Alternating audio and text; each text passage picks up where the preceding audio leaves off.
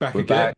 We're back, We're and back with again. coffee, and it's early. It's. I think my brains are still waking up. I think a little bit. Yeah, yeah. I'm a little tired today, to be honest with you. I'm quite, but I think both of us are morning people, right?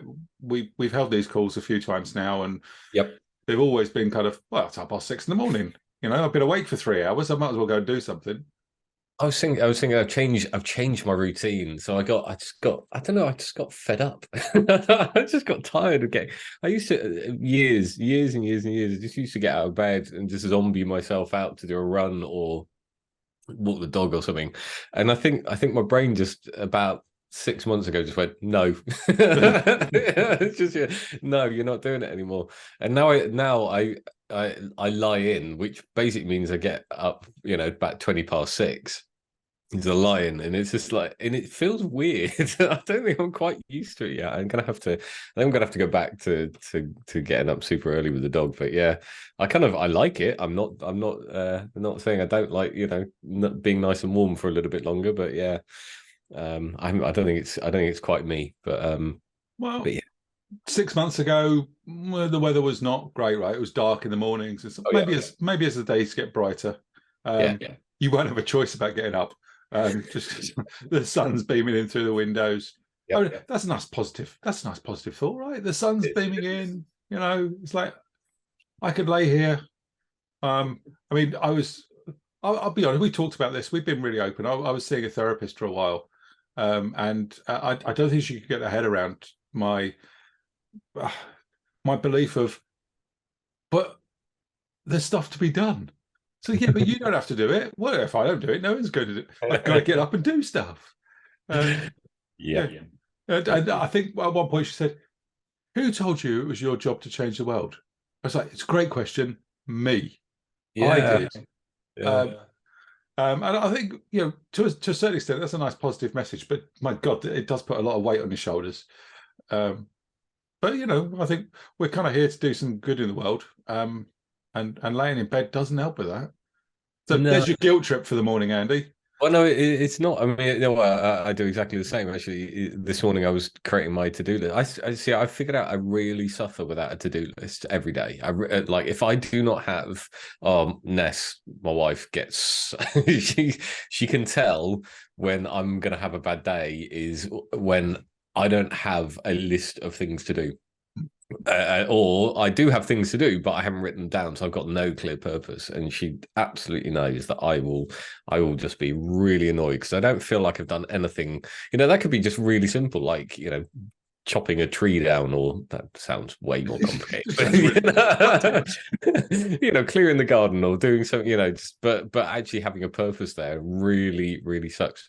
Which is actually a good lead into what we were going to talk about anyway. Yeah, Um, but absolutely. yes, But to be clear here, we haven't got a to-do list for this call. no, no, no. As usual, it's a bit random. Uh, but yeah. So purpose. So that whole. I mean, we talked about purpose before, but having that kind of that to do list, that written down list. I'm looking at it now. I was right on my desk. Yeah, I found I really suffer with that, and I think that was kind of part of the not getting out of bed thing, which was actually I've realised I was putting myself under pressure to get up and walk the dog, and I was like, why? Why are you doing this to yourself? I was like, oh, I don't have to. I can actually sit in bed for a little bit longer. Oh, this is nice. Well, on that note, maybe we should just call this to a close and go back to bed for half hour. Yeah, I think it's probably quite nice. Anyway, should we so what do we want to talk about today? What was I don't the know, but we probably bored our audience back to sleep anyway, so that's good. Well, we were talking about yesterday. I can't remember how we got. Oh no, it was around Oh no, it was around my theory of organizational transformation, wasn't it? It was that kind of that the observation I had while working somewhere last year, which was organizations hiring agile coaches with no clear purpose, but there's kind of like there is a purpose, but there's not a distinct focus purpose. Maybe that might be a thing. But Well, it's can I ask a yeah. question on that? I mean, when you say purpose, are you talking about a goal or outcome, something that's measurable, or are you talking about like a broader kind of do great stuff in terms of a purpose? Well, that's a good question, right? So, how do you wrap a purpose around a coach, right? So, if we took, I always think sports coach. I don't think personal coaching, life coaching. You know, I don't think like that. I think sports coaching, right? So, and I think like that, and that has a purpose. That has an ultimate goal, but it's driven by the client. Yeah. The client's coming along and saying, I want to go and run a half marathon or a marathon or this event, or just want to get couch 5K or whatever it looks like. This is what I want to go and achieve. And what I was observing in an organization, while there is something to achieve, it is so broad and so big that it's not kind of focused enough. And then they go and hire a load of people who are collectively trying to do the right thing. They're running around an organization trying their best to shape the whole organization in the direction. And what they end up doing is, from the sports coach analogy point of view, it's like you've got lots of really kind of talented, facilitative, coachy type people running around an organization telling people they are overweight and they need to go for a run, right? And if you go up to anybody on the street and start saying, you're overweight or you're not fit enough, and they might go, yeah, I know, but I don't, I'm fine, right? I didn't ask for that feedback. Thank you. And so you get a whole bunch of lovely people running around organizations just basically telling people they're fat, and everyone's going, great, thanks for that, but I don't really want to lose weight. I don't really want to go for a run. I don't really want to do this, but I feel now compelled to do this because somebody's now telling me we know from human behavior you have to want that change. And so yeah, going back to your question, which is how, well, the way I interpret it, which was like purpose and coaching, or motivation and coaching, or goals and coaching. I think there has to be, whatever you want to describe it, and I put it under this weird banner of purpose. Maybe that's the wrong word entirely, but you have to want it, and you have to want that change personally as part of like the machine of the organization. But the organization has to, I guess, to some degree, has to, and this is why we were talking about Kotter's model, but the organization has to be able to articulate that desire in such a way that people can advocate it themselves. So as an organization, we want to, run the marathon or whatever it is, we want to, win the Olympics. In order for that to be true, all of these other things need to happen. And that's why it's super important. There were a couple of thoughts that sprung up as you were talking there. So one of them was around local optimization, and we know that that's a risk, right? When we optimize locally, we lose sight of the global view of change and improvement. So I can see how there would be a risk that if you've got these, highly motivated, well-educated, experienced, let's call them agile coaches, right? Whatever role that is, and you can make your own distinctions there. But going off into particular individual areas, I'm thinking about your kind of sports coach analogy, right? It's great. I'm off coaching the defenders, right? And you're off coaching the strikers, and someone else is doing midfield. Yep. But if I'm optimizing the defense and you're optimizing the strikers, and we're unaligned about what our objectives and goals are, what our playbook is. Playbook's a loaded term, right? But how we're trying to achieve the things we're trying to achieve, we risk some really bad behaviors, right? Where we're not all pulling in the same direction. So let me interrupt you there, right? It depends on the game. Yes. So if you look at American football, offense and defense coaching, completely different, because it's a different strategy for winning that game. And so, yeah, like local sub-optimization or local optimization could be potentially really, really harmful, yet actually depends on the game you're trying to win, could be the way to save and win the game. When I've been teaching the PSK recently, I talk about work. I don't know why, but it's in my brain. I talk about work as a game and Kanban as one of the strategies in order to win the game. And all as somebody on, and I can picture his face, and I'll have to dig out his name. Oh, lovely guy, was educating me, kept correcting me because I kept using strategy and tactics interchangeably, but he was kind of trying to get over to me, which was I kept using strategy generally, but it was kind of like strategy is the overall kind of objective type things, the guiding principles and practices in order to kind of win whatever you're going to win. And then there's the kind of tactics in terms of in this situation, what are you going to do? And so it's kind of like, how do you win that game? But you need to understand, if you're going to have like offensive defense coaching, maybe in football, maybe in rugby, those are collective sports whereby you don't necessarily, but again, I think you do. In professional rugby coaching, you have coaches for the forwards to kind of optimize their work, and then you have coaches for the back end, which is they're optimizing the plays that they might have to take on. I don't know.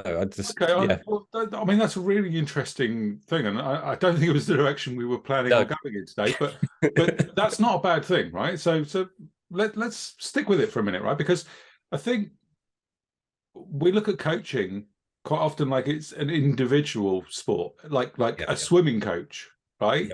Rather than it being a team event. So, and this is like emergent thought for me, because I'd not really considered this before we jumped on and pressed the record button. So, are we approaching our coaching activities as if it's coaching an individual rather than coaching a wider team? Oh, like, and do we want to open the dangerous box? It's like, what's an agile coach? I don't want to open that box. No, I don't want to go into. Let's go like,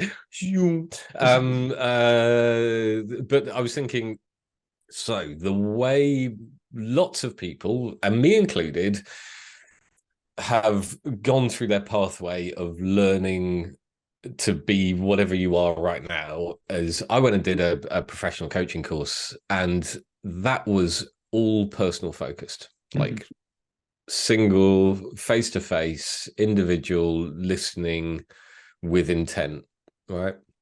And I think the practices and principles you get taught through that, are they scalable? Is probably the question you're asking. Is that personal coaching a scalable thing? My answer to that is I don't know. I think my observation is there's a tipping point with that where actually coaching just turns into facilitation.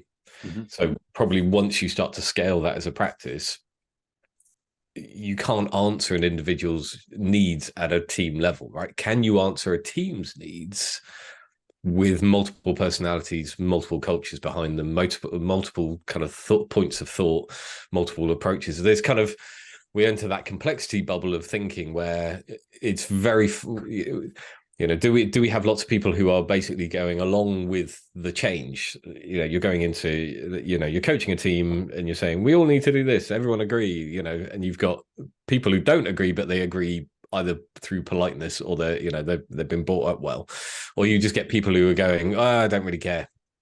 Right.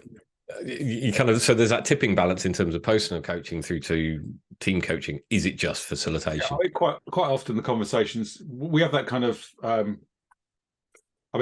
incorrectly using this, but the divergent and convergent thinking, right? So I think when I'm talking to a team or a larger group of people and I've got a diverse set of views, that alignment is going to be divergent, right? What do we want to achieve?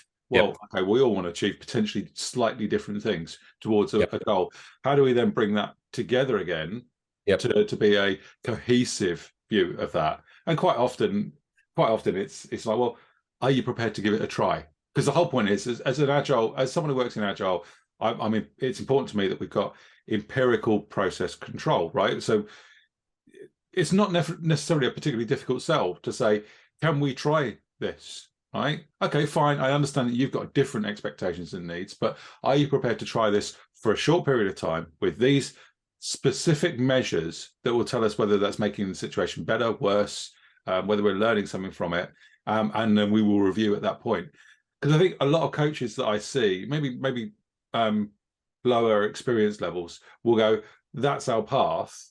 And the consultant's not coaching, right? They're saying that's our path, and I'm going to guide you on achieving that objective or goal, rather than bringing people along. Now we're getting back to where we were before, inviting change, right? This was, I guess, where we were planning on talking about. So we've got there in the end, but it's like, how do we invite change and make that a shared ownership, right? Because we can't change other people, and it's no good going up to them and going, "You're fat, and I've got a big stick. I'm going to take you out for a run." And yeah, no, Lofty, you're not.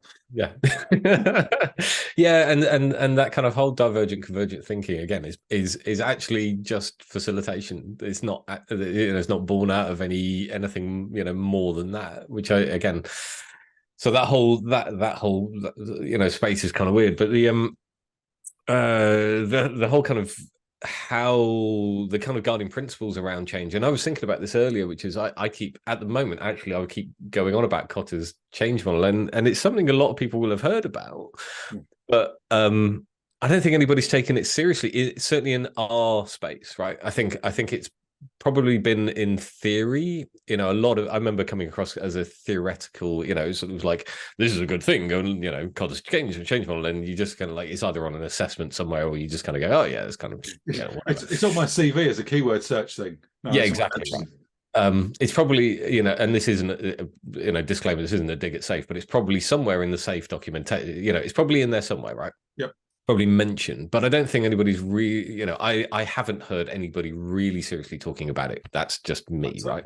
I would say, Andy, right, and we haven't really primed this conversation, but quite often I really do consider that Kotter's model, and I believe there's a lot of kind of stuff out there which has kind of debunked it as a thing, but I've not really seen much in the way of okay. Yeah. So I've been picked up for it before by suggesting that the 7-step model for change from Kotter, and I'll go back through my LinkedIn feed, because people have come back to me before when I've mentioned it and said, yeah, I know, but it's not really, it's not the way. Yeah.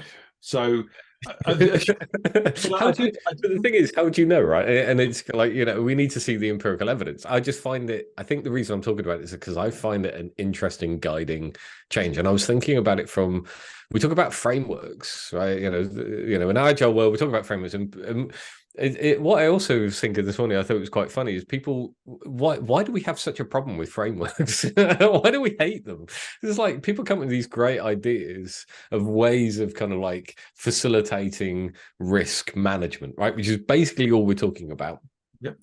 And everyone goes, oh no, that wouldn't work, straight off the bat. Or I just don't know. It's like it's Do you think that, yeah, it's a hangover from the people and interactions over processes and tools? So we look at a framework and go, processes and tools, stay away.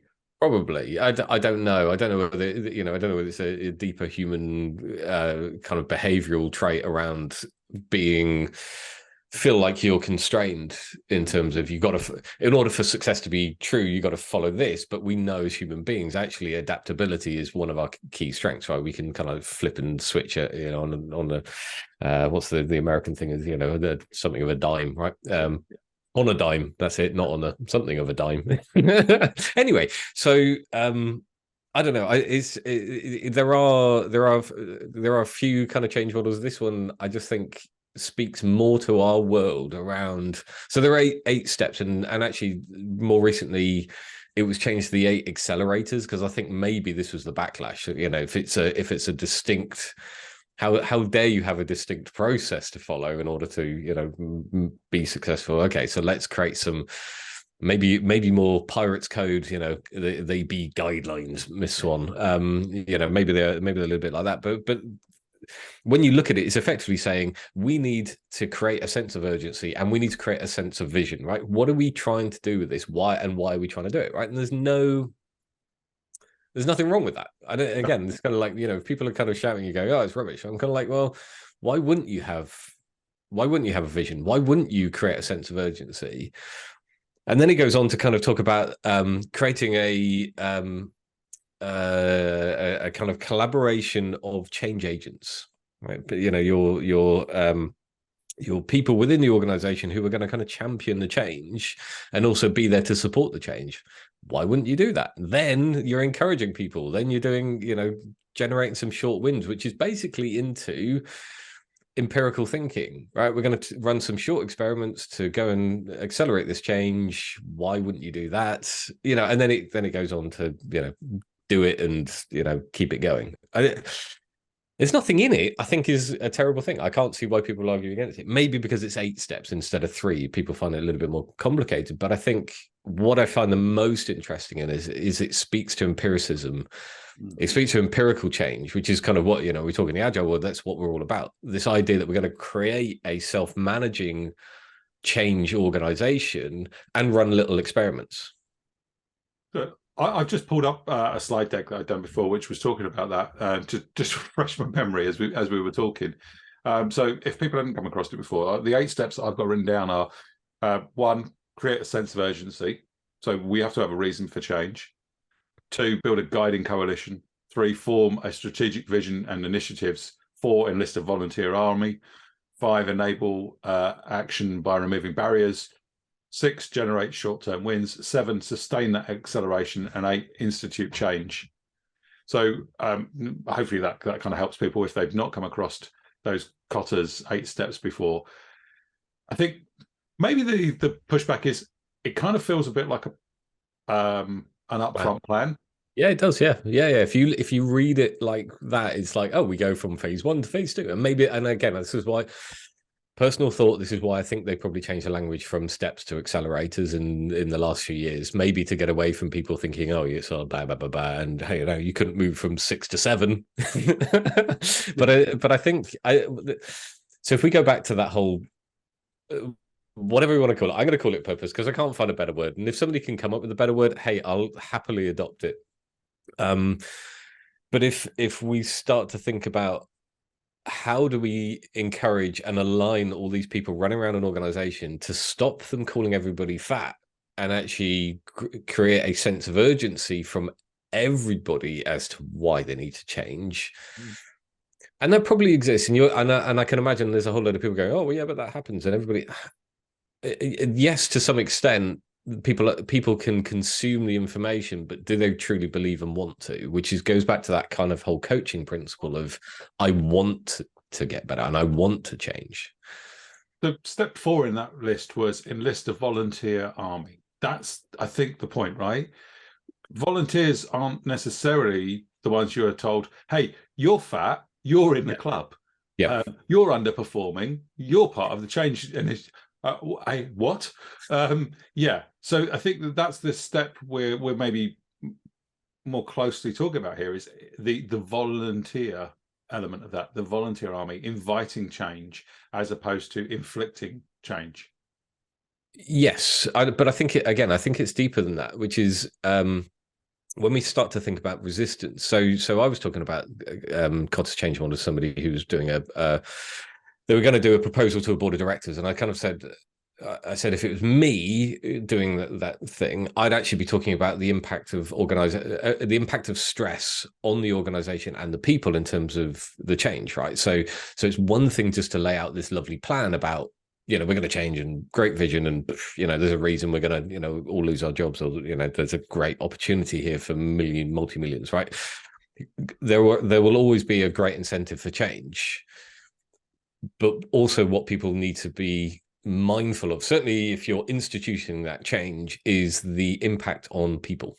It kind of comes back to this whole lovely thing I'm really passionate about, which is understanding the stresses then that are going to be impacting people. So while you might have a whole load of people who are buying into that change and kind of going, yeah, this is really good, and that kind of volunteer army, right? You're going to have a whole swathe of people sitting over here who still don't want to go for a run.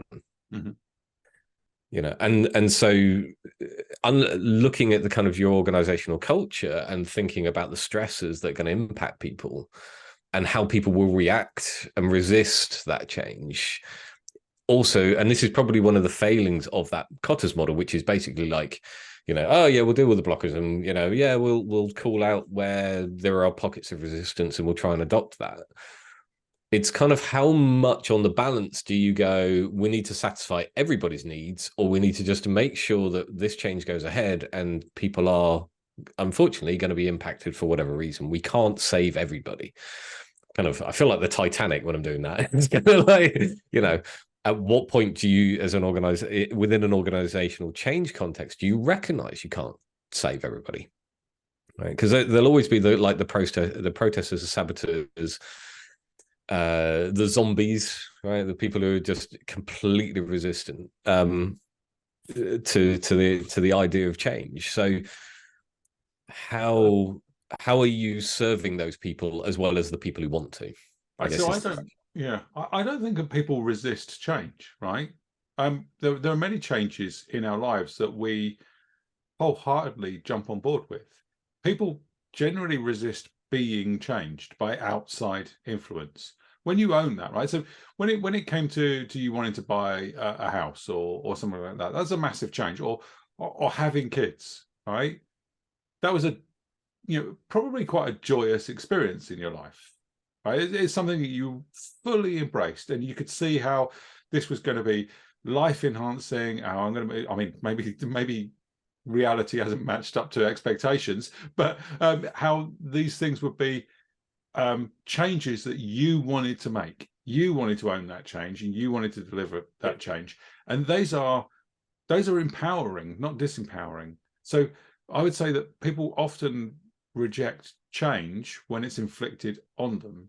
Yeah, and as you were talking there, I was thinking about the kind of, okay, it's great to consider that change, but without the purpose, the autonomy and mastery, which we know are the kind of key levers for feeling engaged in the work that we do we have enough autonomy in that change? And I wonder if that's where we're falling down. It's like we're going back again into the you're fat and you need to lose weight. Autonomy, right? So purpose and autonomy are key levers. But it's a personal ownership then, right? Mm-hmm. So I always think about the individual as part of a Scrum team that is just going along with it. And we'll have all seen people within teams, whether you're doing Scrum or not, right? But you'll have seen people within teams who are just going along with it. And their motivations are very different, right? Maybe their motivations are, I want a different job, but I can't get one financial, so I think people will. So there are studies that basically demonstrate that people, regardless of personal incentive and benefit, are resistant to change. Mm-hmm. And I can put a link in afterwards about that.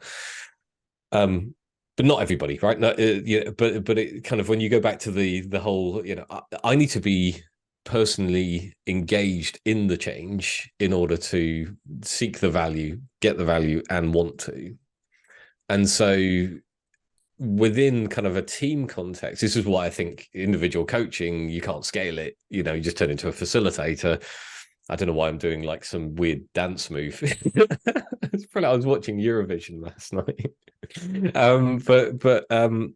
But yeah, I think there's that whole kind of, again, it kind of goes back to that analogy of, and maybe we're just kind of going around in a circle. Maybe I'm just going around in a circle, but I think, maybe we ought to think about what people can do. If you find yourself as one of those coaches, right, what can you do now to try and, shift yourself away from just running around an organization telling people, you're fat, you need to lose weight.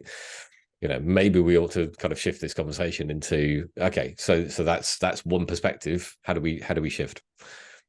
Yeah, I was going to do the same thing. Actually, I recognise that we're kind of stuck in a bit of a loop here. So let's actually talk about how we can pivot away from you're fat, you need to go for a run, into inviting change. Have you got any kind of ideas? What have you found that works? Well, so I mean, what was the Kubler? You were talking about the Kubler-Ross change. Yeah, so there were a couple of different models. We had the Kubler-Ross model, which I think most of us have kind of come across with, which is that kind of shock, denial, frustration. So when change is kind of loaded on top of us, we'll go through this kind of Kubler-Ross model. I think it's a model around grief normally, but the shock and the denial, frustration, depression, experimentation, decision, and integration of that stuff as we go forward.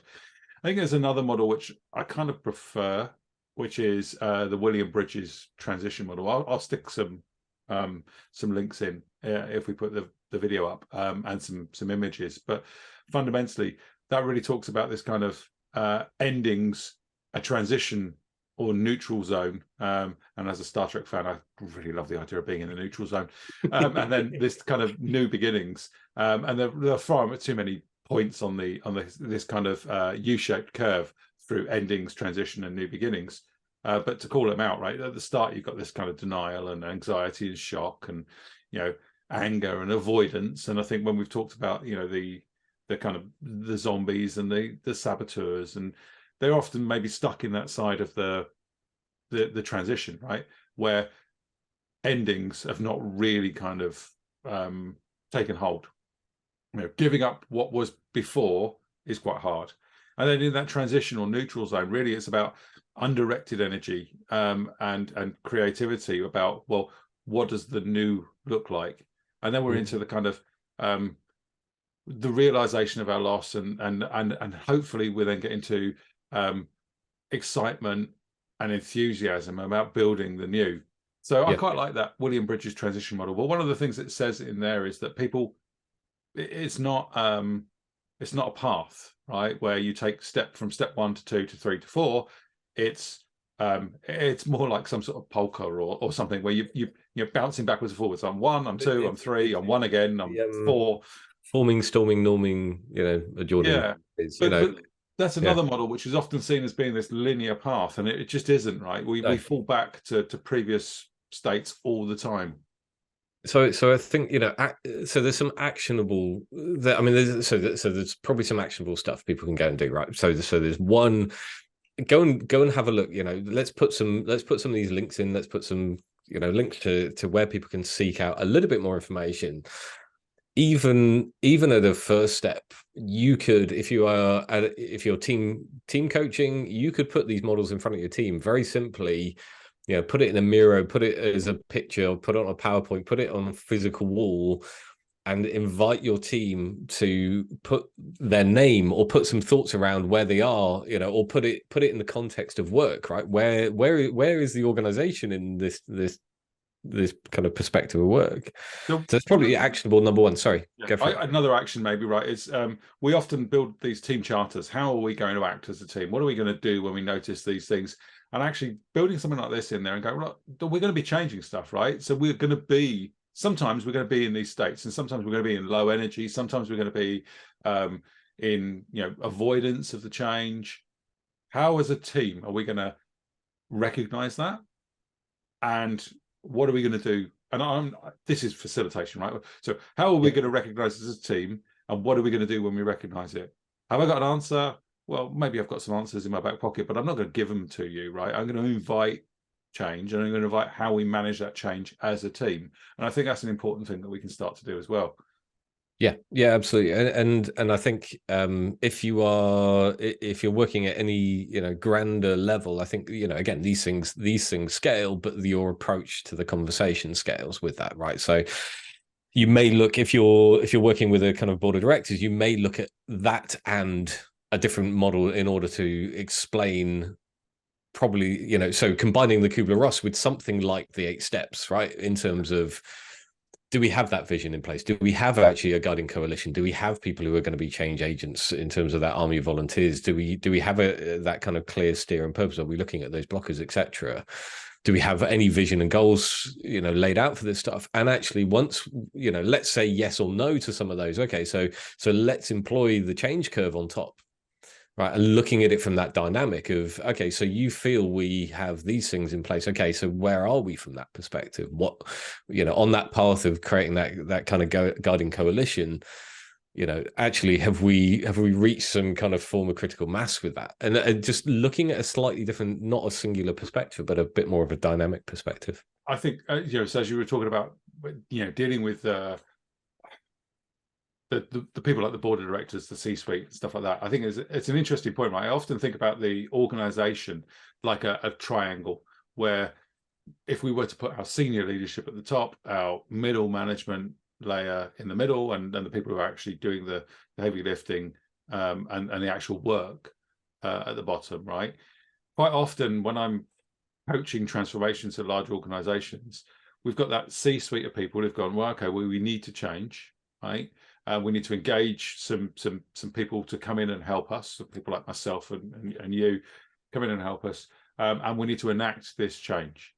And I'll often say to them, well, you know, because they'll say, well, it's just not working, right? We started our change program, it's just not landing how we want it to land. And it's often, well, when did you start talking about this? Well, we started maybe 18 months ago talking about this, you know, an offsite.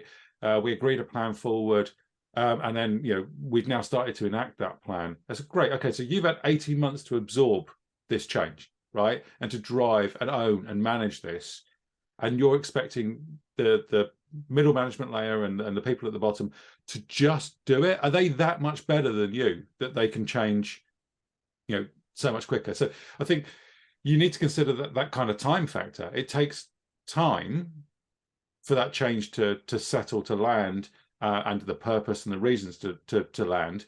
And there's often this expectation of, yeah, but I've already made that leap, so why can't others do it? It's like, well, it took you 18 months, so why do you expect them to be so much better? Yeah, I think yes. Yeah, you're making me think of the talk I did many years ago around water scrumful, right? And it is that whole kind of like, we're going to spend ages figuring this stuff out, and then we're going to like beat you to death. I wonder why you haven't done it yet. Why didn't you do it yesterday? What? But the other thing, again, it's a different perspective. It's a different objective. Are they looking at, you know, let's go back to the American football, you know, or actually my favorite sport at the moment, which is ice hockey, which is the wrong time of year for it, I know. But looking at the offense and defense coaching, they have completely separate teams to go manage that stuff, by the way. You know, I love those sports. It's like, you know, we don't just have one team, we have two teams, right? Anyway, so the kind of at a business leadership, when you are running a business, when you are responsible for running that business, your perspective and objectives are very different.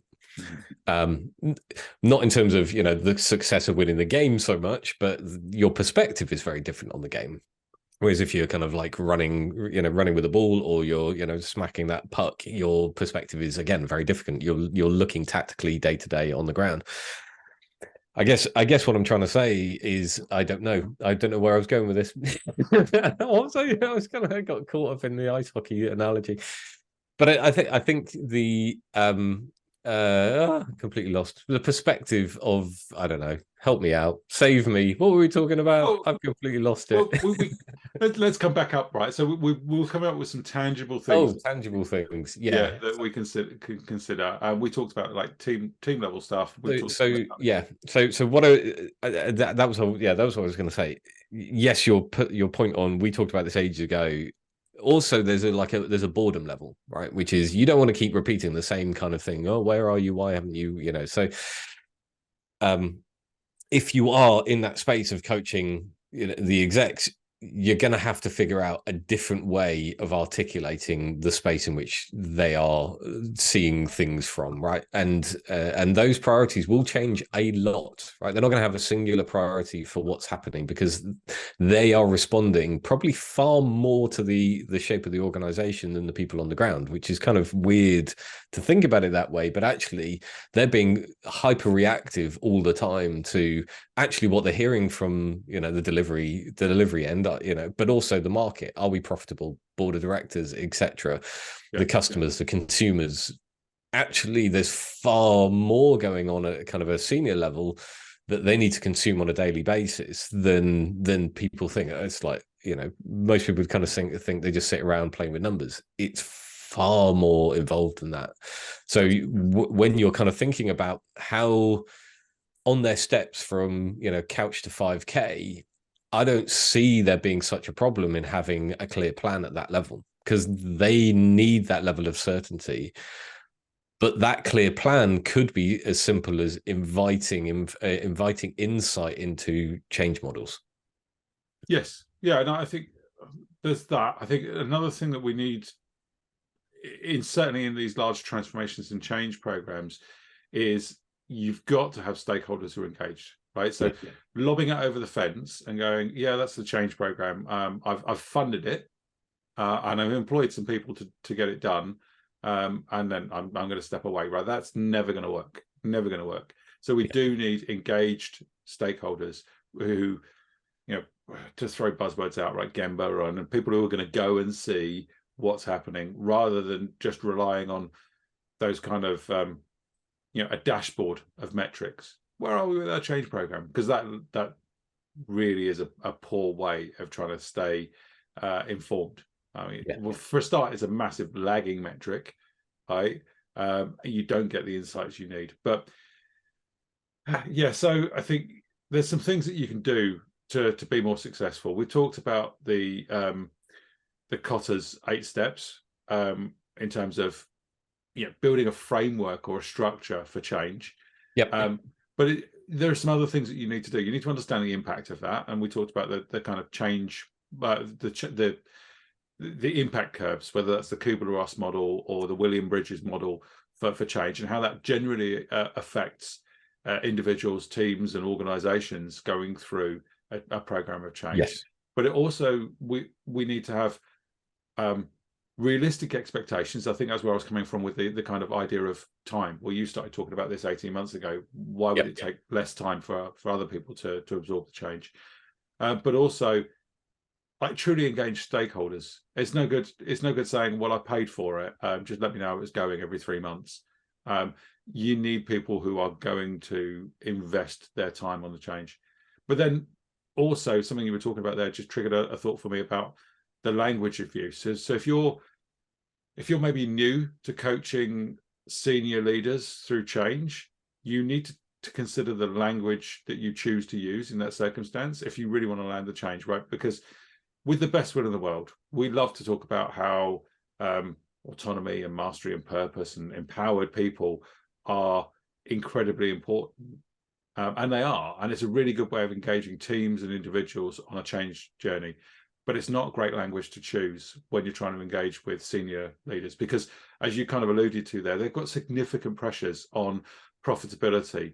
So if you can't bring it back to how is it going to solve their problem, it's just going to fall on deaf ears. I'm doing it because I was told to do it. The board said we're going to do it, so we're going to do it. You've got to bring it back to their problem. What problem are they trying to solve? Because teams aren't trying to necessarily solve a large-scale profitability problem, right? These guys and girls are kept awake at night thinking about, how do I maximize the value so that I can keep paying my staff, so they can keep onboarding new customers. So here's one, which is for those people in the senior leadership team, how can you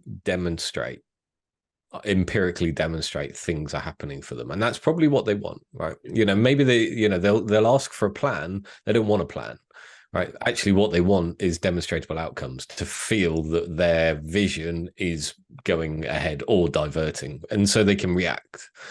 That's what they want. So when you're thinking about, coaching through an organization, how can you demonstrate that things are happening? What's that demonstrable outcome? How would you be able to kind of articulate that to someone at a leadership team level?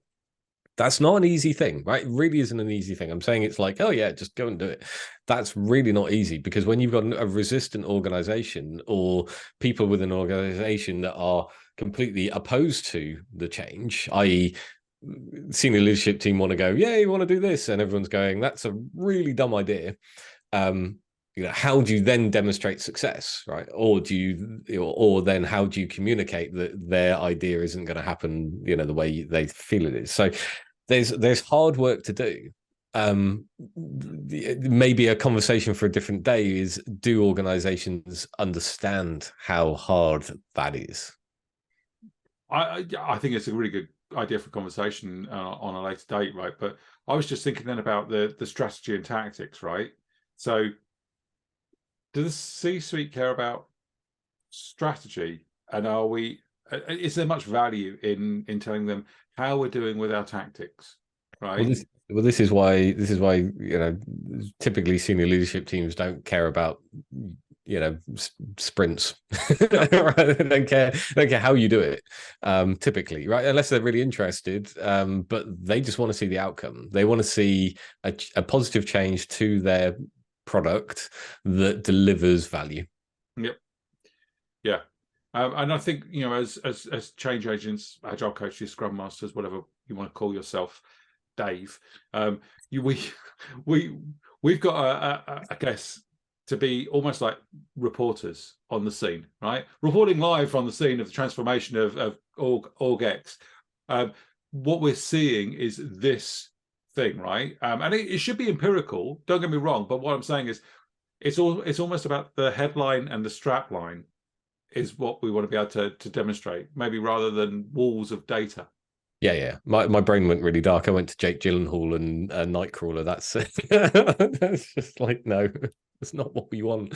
Or maybe it is. Maybe we do want to. Maybe we do want to show them live footage from the Scrum team struggling to get something. No, let's not do that. There's stuff that we can keep to ourselves, right? There's a reason why they're not invited to the retrospective. Are we kind of ending, are we getting to a critical mass ending here? Because otherwise I think we're kind of going to go pull out lots and lots of different threads, because I think so. Well, let's draw it down. Can we maybe try and just quickly recap some of the kind of salient points there, and the things that we can do differently, because I think that's the important thing, and maybe something we've not done a great job of previously. So salient point number one is write down the salient points as we're going through them is probably step number one. So what did we talk about? We talked about purposeful change, right? And kind of my theory of running around, that kind of sports coaching analogy. We explored into that, and this was your kind of squirrel moment, which has got me thinking about offense and defense coaching. Is that valuable? I don't think we ever bottomed that out. I don't know, that's kind of an interesting thing, but in my mind, it was then kind of spiraling into the balance between personal coaching and team coaching. If I ever do a conference talk and anybody's seen this, I might just drop that in and see whether people in the audience do that. That's not how you dab, mate. That's not how you dab. Yeah, that's funny. Maybe, yeah.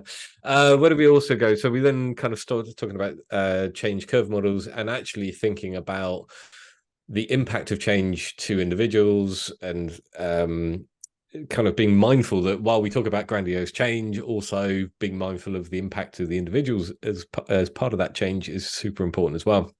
And again, that's something I don't think we explored fully enough, but stress, definitely bear in mind. We also talked about the guidelines, plans, and actually demonstrable outcomes. I think that was kind of mine thing. I think some of the models that we called out there were Kotter's 8 steps, right? And how we feel that's probably a really useful tool or framework to consider change in.